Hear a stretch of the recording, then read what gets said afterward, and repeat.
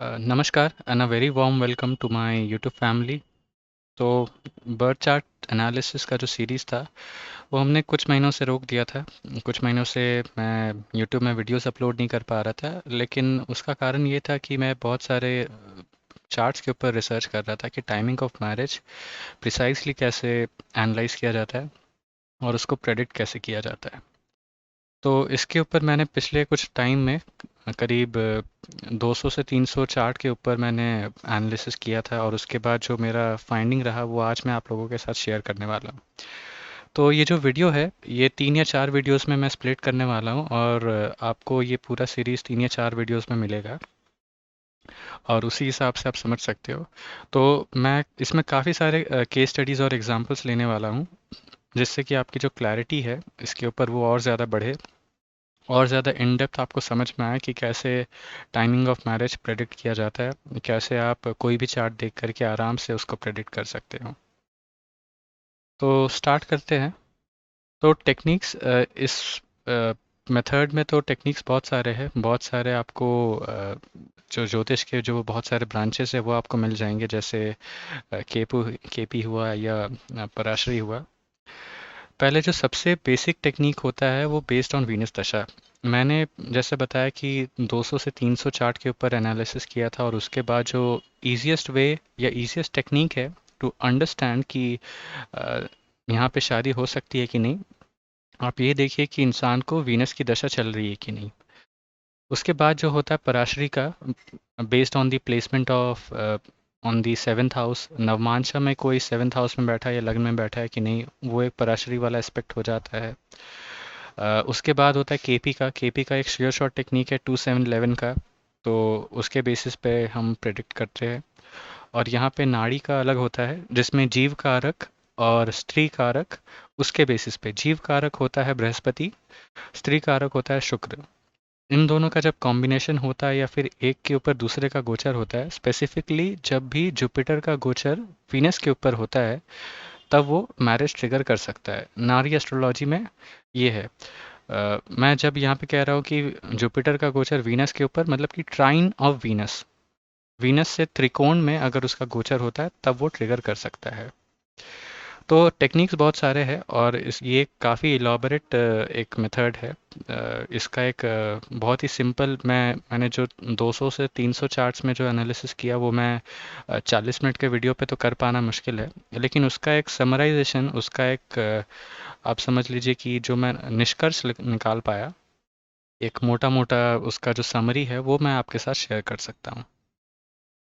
तो कुछ चीज़ें हैं जो आपको एज अ डिस्क्लेमर पहले ही जज करना है। वो ये है कि कहीं चार्ट में डिनायल ऑफ मैरिज तो नहीं है। उसके लिए भी कुछ टेक्निक्स होते हैं, पराशरी में भी है, केपी में भी है। आपको दोनों को मिला करके या फिर जितने सारे टेक्निक्स हो सकते हैं उससे आपको समझना है कि वहाँ पे है कि नहीं। उसके बाद इंडिकेशन ऑफ लेट मैरिज, ये रहा कि कुंडली में कि वहाँ पे लेट मैरिज है और आपने पहली मैरिज के लिए बोल दिया, तो वो प्रॉब्लम हो सकता है। और यहाँ पे ये है कि सारे पैरामीटर्स या सारे टेक्निक्स को देख करके आपको ये देखना है कि शादी होने का सही टाइम क्या है। ठीक है। तो सबसे पहला जो हम लोग का सबसे इजीएस्ट टेक्निक है और जो सब जगह पे काम आता है, I think more or less 40 to 50% of the cases में अगर आप ये चीज़ पकड़ ले चार्ट में, तो 40 to 50% ऑफ द केसेस में आप खुद ही प्रेडिक्शन दे सकते हैं, खुद आराम से कह सकते हैं कि इस समय शादी हो जाएगी। तो ये बहुत ही इजी टेक्निक है, और इसके वजह से मतलब अगर आप इसको ठीक से समझ गए तो प्रेडिक्शन कर पाना बहुत इजी होगा। तो सबसे पहला ये है कि मैंने जो 200 से 300 चार्ट्स लिए थे, उसमें से 40 to 50% ऑफ द केसेस में मैंने देखा कि जब व्यक्ति को शुक्र की अंतर्दशा चल रही थी, उस समय उनकी शादी हुई। तो ये एक पैटर्न है जो कि बहुत वाइड स्प्रेड है, बहुत कॉमनली आपको मिल जाता है।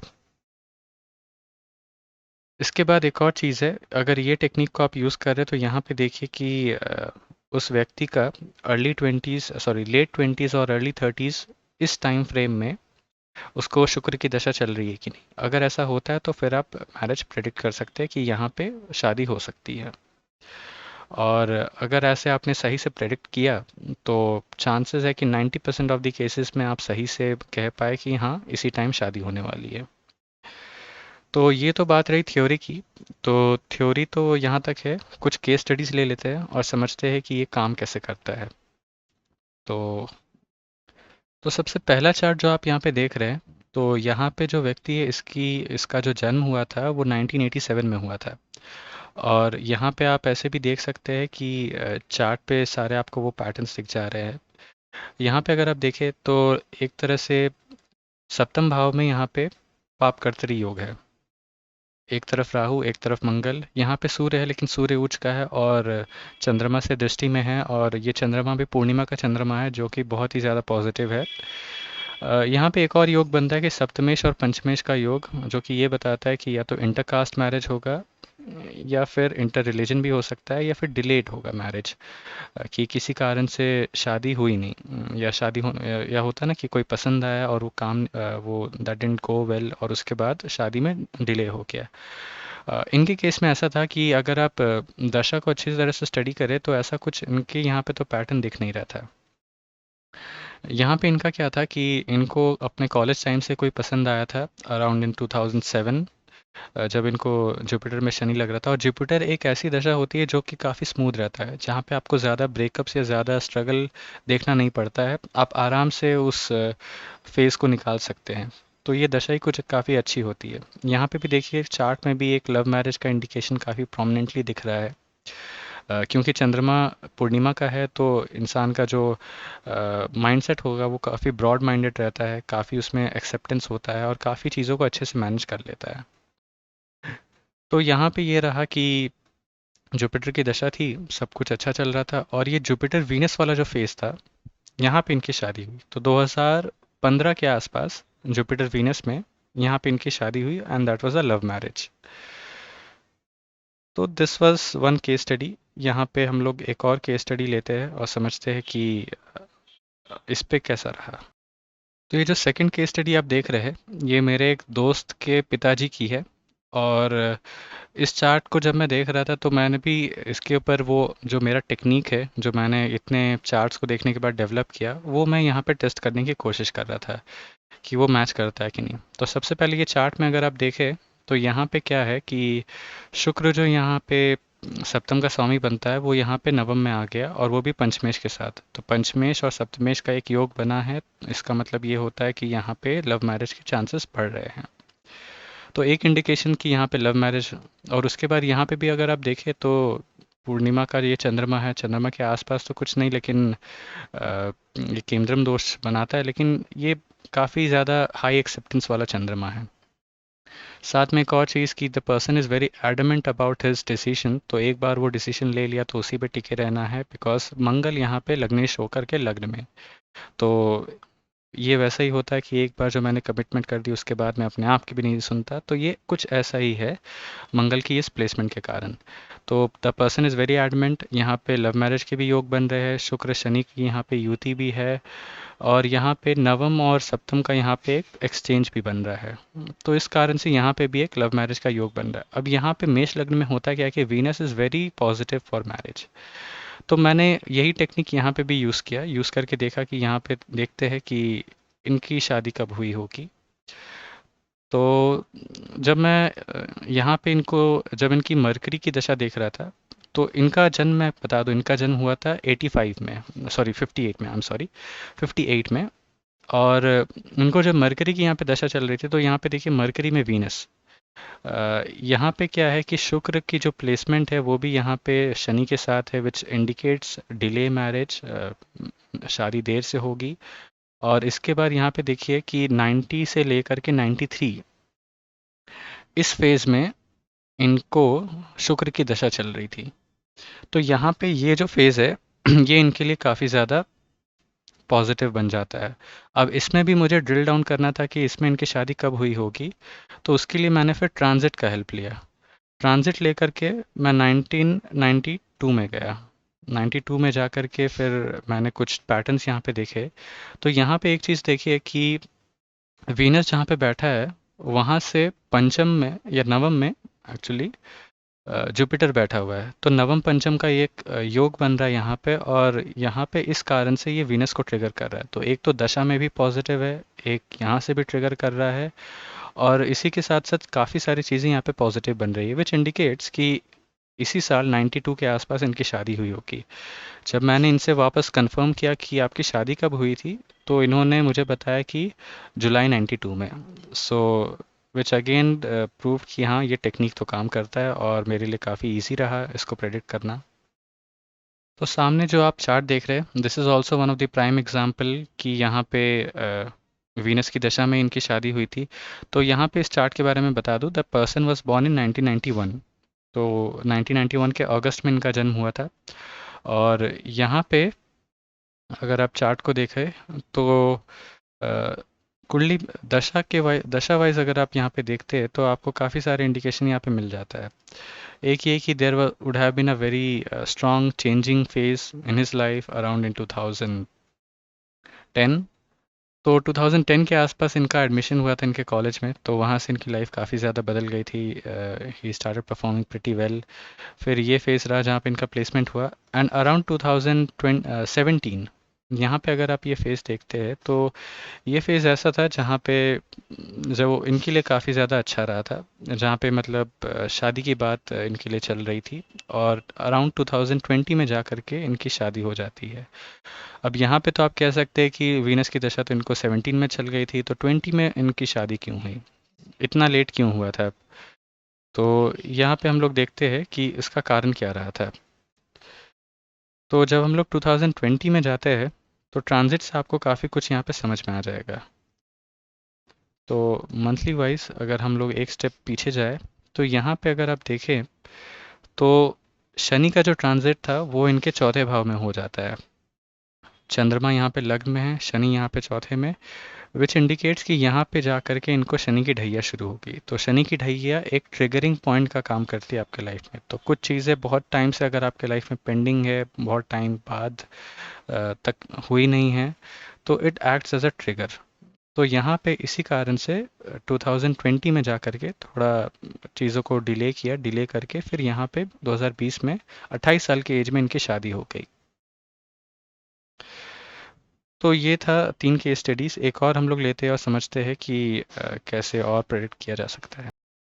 सो अनदर चार्ट, और इन इस कुंडली में भी सेम पैटर्न है। तो यहाँ पे भी अगर आप देखें तो the person was born in 1988, और 2018 में वहाँ जा कर के इनको शुक्र की दशा शुरू हुई थी। तो जैसे ही इनको ये शुक्र की दशा शुरू हुई, उसके कुछ ही टाइम के अंदर इनकी शादी लग गई और इनकी शादी हो भी गई इन 2018 जुलाई। तो ये काफ़ी एक स्ट्रेट फॉरवर्ड केस था, काफ़ी एक अच्छे से आपको समझ में भी आ रहा था।